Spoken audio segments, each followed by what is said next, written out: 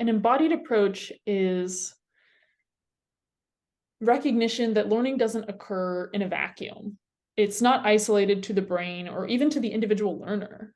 And in schools, we tend to have this, what we call a corticocentric view of learning, which is really this belief that all learning happens in the brain. It's, isolated, it's contained in the head. But this just doesn't tell the whole story, because students interact with their teachers, with their peers, they move around in space, they manipulate objects. In this sense, learning is really this full body, environmental, interactive experience. So understanding this embodied nature of learning is really important to supporting the way that students learn, but especially how neurodivergent students engage and interact in the world, because each of our students have these really unique embodied experiences. And we as educators have to create space for that. We have to recognize that engaging the full body and within our environment is part of the learning process. One of my favorite autistic self-advocates, Nick Walker, coined this golden rule of neurodiversity, which is having respect for the cognitive, the sensory, and the bodily needs of our fellow person, just as we'd want those needs respected of ourselves. And the caveat is that we have to respect those needs, even if we don't fully understand them. So this really hits home for me in working with neurodivergent students, because my students present with those unique needs. One might need a wiggle chair or STEM toys to really stay present in the classroom. They might need a calculator or reference notes to really reduce that cognitive load. They might even need a partner or a more knowledgeable other in the process to really learn alongside them. So we as educators, being really committed to helping our students learn, should really take an embodied approach to learning, because it really expands our scope of what support should look like. It's not just a matter of presenting the content. We have to consider how to engage these full, body minds before us within our classroom space.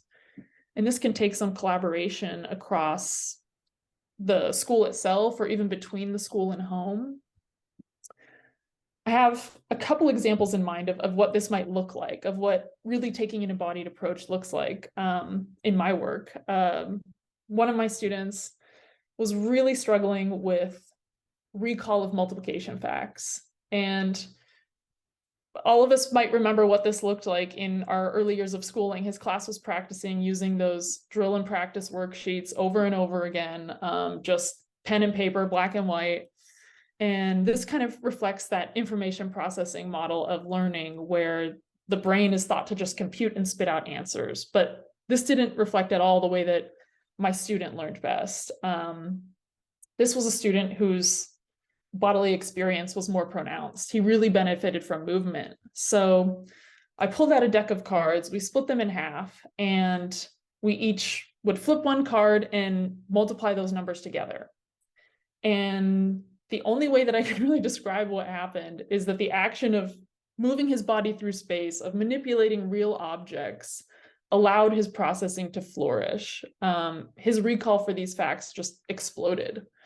And upon sharing this with his teacher, the teacher actually started utilizing this strategy with the class as a whole, would partner up her students, and everyone would practice this way. And she really found that this embodied approach to multiplication recall actually benefited all of the students, neurotypical and otherwise. That was a really kind of powerful example for me of how, taking an embodied approach can really better support our students. At an older, a collegiate level, one of my college students found that the lecture-based format of classes at the university level just did not suit his learning style. One class in particular was just the teacher lecturing, no visuals whatsoever, and he could not master the material this way. So this was a geology course, and the instructor actually had years of incredibly valuable field work and hands-on geological experience. So he had a ton of pictures and reference materials from all of these years of work. So we actually collaborated with the teacher, and my students served as a bit of an aid. The teacher would provide these materials relevant to the topic at hand for the upcoming week, and my student would create a PowerPoint lecture with visuals that included these reference materials, and it was used in the actual classes moving forward. So my student really benefited from these one-on-one sessions with the instructor, this chance to manipulate real like geological finds, and the opportunity to create the lecture materials that really aligned with his way of learning. But again, this is an example where the entire class ended up benefiting from this added visual representation, more than one way of learning in the classroom. So I guess I use these couple examples to really specifically highlight that there are ways that we as educators can kind of go a little bit above and beyond. Many of you might be aware of accommodations that are more commonplace in the school setting, things like extended time on testing or the use of assistive devices. But we as educators can go that extra mile to accommodate the many ways that our students learn. Taking an embodied approach recognizes that, I guess it involves the recognition that we all learn and experience the world a little bit differently. So in some sense, it's a more empathetic approach. It's recognizing that, our students are experiencing the world differently than we are, and we have to take that into account if we are to do the best job in educating them and helping them learn.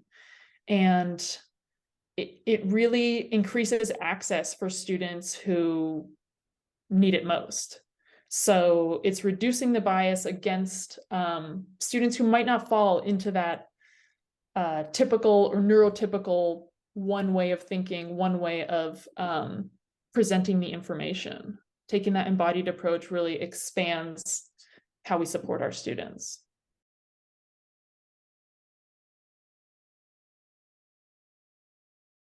So neurotypical is kind of a catch-all term to really describe a group of people who fall into the quote unquote norm of our neurocognitive functioning. It is, I guess it's distinct from this group that we would term neurodivergent, who might process and experience the world a little bit differently. Autistic individuals or people with ADHD, dyslexia, other types of processing differences tend to fall into this neurodivergent group. And our schools were really designed of, by, and for neurotypical people, individuals. And that's why, that's why I think that we're having this conversation right now, because there is this great need to better support neurodivergent students and really recognize that there is this neurodiversity. And neurodiversity is the recognition that all brains are different. And we understand this on a theoretical level, but on a practical level, we all learn, experience, and just interact with the world differently because of this neurodiversity.